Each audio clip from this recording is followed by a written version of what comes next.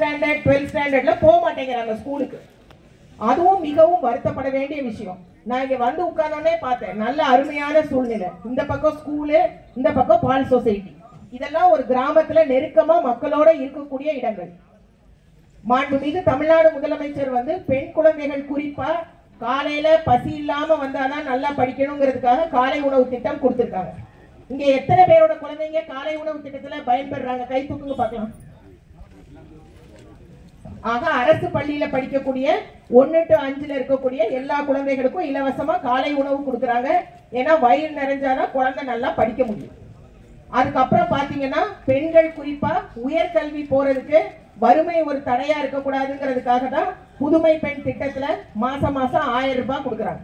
அப்புறம் ஆண் குழந்தைகள் எங்களுக்கு இல்லையான்னு கேட்டதுனால அவங்களுக்கு எல்லாம் இப்ப என்ன சொல்றாங்க, ஆண் குழந்தைகளுக்கு தமிழ் புதல்வன் திட்டத்துல மாசம் 1000 ரூபாய் கொடுக்குறாங்க. ஆக இந்த மாதிரி பெண் குழந்தைகளுடைய முன்னேற்றத்திற்காக எத்தனையோ நல்ல பல திட்டங்கள் இருக்கும் பொழுது நம்ம அதை நல்ல கவனமா பார்த்துக்கணும். அடுத்தது ஒரு பெண் கர்ப்பிணியான இவங்க தான் உங்க ஆரம்ப சுகாதார நிலைய டாக்டர். இவங்கள பார்த்திருக்கீங்களா? பார்த்திருக்கீங்க. அப்ப அவங்கள்ட்ட போய் பதிவு பண்ணணும் கர்ப்பத்தை. 10 மாசமும் படிப்படியா அவங்களுக்கு டெஸ்ட் எல்லாம் பண்ணி போதுமான அளவு வளர்ச்சி இருக்கான்னு பார்த்து ஆரோக்கியமான குழந்தைய பெற்றெடுக்கணும். இப்ப எல்லாரும் ஃபேஷன், அவங்க ICDS CDPO சொல்லும் போது சொன்னாங்க, ஊட்டச்சத்தை உறுதி செய்யல வந்து நாங்க வந்து எடை குறைவா பிறந்த குழந்தைக்கெல்லாம் வந்து ஊட்டச்சத்துக்கு பெட்டகம் கொடுக்குறோம். உள்ள நெய் பாட்டிலு, புரோட்டீன் பிஸ்கெட்டு, அதுக்கப்புறம் நம்மளுடைய இது பேரிச்சம்பழம் இதெல்லாம் வச்சு கொடுக்குறாங்க. அப்புறம் புழு, குடல் நீக்க புழுக்கான மாத்திரையெல்லாம் இருக்கு. நாங்க கடந்த வாரம் வந்து மோகனூர் தாலுக்குல 24 மணி நேரமும் எல்லா அரசு அதிகாரிகளும் மாசம் ஒரு தடவை ஒரு தாலுக்குல தங்கி அங்க இருக்கிற எல்லா விஷயங்களையும் பார்க்கணும். அப்ப நான் வந்து இந்த திட்டத்துல உள்ள பயனாளி என்னை பார்க்கணும், கூட்டிட்டு போமான்னு சொன்னேன். பயங்கர பணக்கார வீடு, எனக்கே ஷாக் ஆயிடுச்சு. இந்த வீட்லயா வந்து நம்ம ஊட்டச்சத்து குறைபாடு உள்ள குழந்தை இருக்குன்னு உள்ள தட்டிட்டு உள்ள போனோம். அந்த பாப்பா வந்து ஸ்டைலா சொல்லுது, மேடம் நான் 41 kgக்கு மேல எப்பவுமே நான் வெயிட்ட போக விட மாட்டேன். ஏமா நீ 41 கிலோலயே இருந்தேன்னா உன் குழந்தை இப்ப 1.5 கிலோல பிறந்திருக்கு. ஒரு குறைபாடு உள்ள குழந்தை பிறந்தா என்ன ஆகும்? நோய் தொற்று வருமா வராதா? ஒரு வாந்தி வயித்தால போனாலும் குழந்தை உடனே அபாயகரமான கட்டத்துக்கு போகும். இல்ல சளி காய்ச்சல் வந்தாலும் குழந்தை வந்து ஒரு அபாயகரமான கட்டத்துக்கு போகும். ஆக கர்ப்ப காலத்துல 10 கிலோ எடை கூட்டினாதான் 2.5 கிலோல ஆரோக்கியமான குழந்தை பிறக்கும். அடுத்த வெடிகுண்டு அந்த பொண்ணு சொல்லுது, என்ன சொல்றேன், சரிம்மா நீ இப்ப பெத்துட்ட, இந்த குழந்தைய நல்லா பாதுகாத்துக்கணும், தாய்ப்பால் மட்டும்தாம்மா முதல் 6 மாசம் கொடுக்குறேன், நீ என்னமா கொடுத்துட்டு இருக்கிற?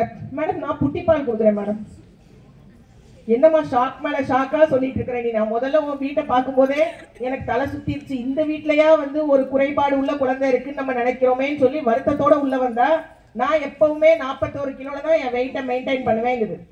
அடுத்த பாயிண்ட் சொல்லுது, நான் புட்டிப்பால் கொடுக்குறேன். ஆக குழந்தை 2.5 கிலோல பிறந்தாலும் முதல் 6 மாசம் கட்டாயம் அந்த குழந்தைக்கு என்ன செய்யணும்? தாய்ப்பால் மட்டுமே கொடுத்தாதான் ஆரோக்கியமான குழந்தை நல்ல புத்தி கூர்மையோட வளரும். அப்புறம் நம்ம டாக்டர் மேடம் இருக்காங்க, நர்ஸ் இருக்காங்க, தடுப்பூசிலாம் கரெக்டா போடணும்.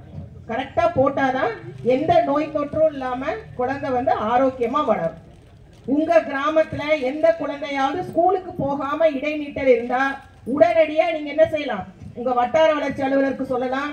இல்ல உங்களோட டீச்சர் அம்மா, நர்ஸ் அம்மா யாருக்காவது சொன்னா நாங்க ஒவ்வொரு வட்டாரத்துக்கும் 2 ஜோனல் ஆபீசர் போட்டிருக்கோம். நாங்களே நேர்ல வந்து அவங்க வீட்டுக்கு போய் என்ன பிரச்சனை, அப்பா சரியில்லை, குடிகாரரு, அம்மாவை அடிக்கிறாரு, படிக்க போல, ஏதாவது ஒரு பிரச்சனை இருந்தா கூட அதை சரி பண்றதுக்கு நாங்க எல்லாரும் உங்களுக்காக இருக்கிறோம். ஆக எந்த குழந்தையும் படிப்பை இடைநிற்றல் கூடாது. அடிப்படை கல்வி ரொம்ப ரொம்ப தேவை எல்லாருக்கும். அப்புறம் இப்ப நிறைய மழை இருக்கு. நம்ம மாவட்டத்தை பொறுத்த வரைக்கும் இன்னும் பெரிய அளவுல இல்ல. மழை பெஞ்சா என்ன வரும்? வீட்டை சுத்தி இருக்கக்கூடிய டயரு, சிரட்டை இதெல்லாம் உடனடியா அப்புறப்படுத்தணும். ஏன் அப்புறப்படுத்தணும்? அதுல மழை தண்ணி தேங்க என்ன ஆகும்? நல்ல தண்ணியில என்ன கொசு வளரும்? டெங்கு காய்ச்சல் வளரும். டெங்கு காய்ச்சல் பகல் நேரத்துல கடிக்கிற கொசு. ஆக நம்ம வீட்டை சுத்தி இருக்கிற தேவையில்லாத டயரு, சிரட்டை, உடைஞ்ச பாட்டில், பிளாஸ்டிக் இதெல்லாம் நம்ம அப்புறப்படுத்தலைன்னா என்ன ஆயிரும்? நல்ல தண்ணி தேங்குச்சுன்னா டெங்கு காய்ச்சல் வரும். அடுத்து உயிரிழப்பு கூட வரும். இப்ப நேத்து உள்ள நியூஸ் பாத்தீங்கன்னா நம்ம பக்கத்து மாவட்டம் ஈரோடுல ஒரு பாப்பா டெங்கு காய்ச்சலுக்கு உயிரிழந்தாச்சு. அதனால அந்த கொசுவுக்கு தெரியாது இங்க கடிக்கலாமா, இவர் பணக்காரரா ஏழையா, இவர் டீச்சரா டாக்டரா எல்லாம் தெரியாது. யார் வேணா கடிக்கும். அதனால உங்களுக்கு ஏதாவது அந்த மாதிரி உங்க வீட்டை சுத்தி சுத்தமா வைக்கணும். காய்ச்சல் அறிகுறி இருந்தா உடனடியா அருகில் இருக்கிற ஆரம்ப சுகாதார நிலையத்துக்கு போய், குறிப்பா குழந்தைகளா இருந்தா உடனடியா வைத்தியம் வந்து பார்த்துக்கணும். அப்புறம் நம்ம சுய உதவி குழுக்கள் எல்லாமே சொன்னாங்க.